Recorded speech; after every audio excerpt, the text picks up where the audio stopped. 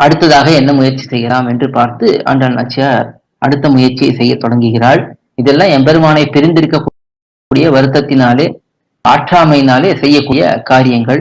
எம்பெருமானை அடைய வேண்டும் என்ற துவரையினாலே, அந்த ஆர்வத்தினாலே செய்யக்கூடிய காரியங்கள் என்று நாம் முன்னாடியே பார்த்தோம்.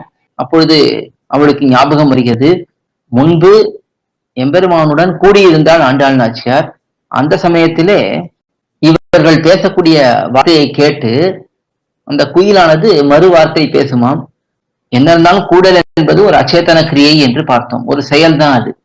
அதை பார்க்கும் பொழுது இந்த குயிலானது நல்ல ஞானம் உள்ளது, நாம் பேசுவதை புரிந்து கொள்ளக்கூடியது.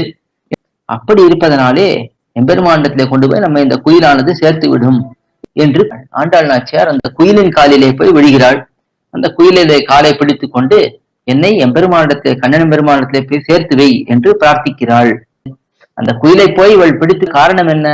நாம் ஒரு வார்த்தை சொன்னோம் என்றால் அது திரும்ப ஒரு வார்த்தை சொல்லுகிறது. கூடலானது ஒன்றுமே பதில் பேசாமல் இருந்தது.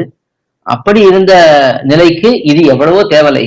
இது நாம் பேசக்கூடிய வார்த்தைக்கு எதிர் வார்த்தையாவது சொல்கிறது. அதனாலே நாம் இதை போய் பிடித்துக் கொள்ளலாம் என்று அதையே காரணமாக வைத்து அந்த குயிலிடத்திலே போகிறாள் ஆண்டாள் நாச்சியார்.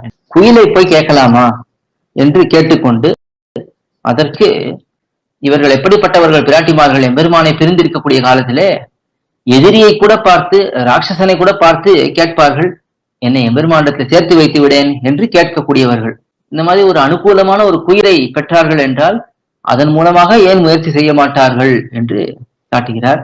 குயில் ஒன்று கிடைத்தது என்றால் அந்த குயில் மூலமாக எம்பெருமானை அடையலாம் என்று ஏன் நினைக்க மாட்டார்கள்? ராட்சசனுக்கே உபதேசம் பண்ணி என்னை பெருமாளிடத்திலே சேர்த்து வை என்று கேட்கக்கூடியவர்கள் ஒரு குயிலிடத்திலே கேட்க மாட்டார்களா என்று அதை எடுத்து காட்டுகிறார்.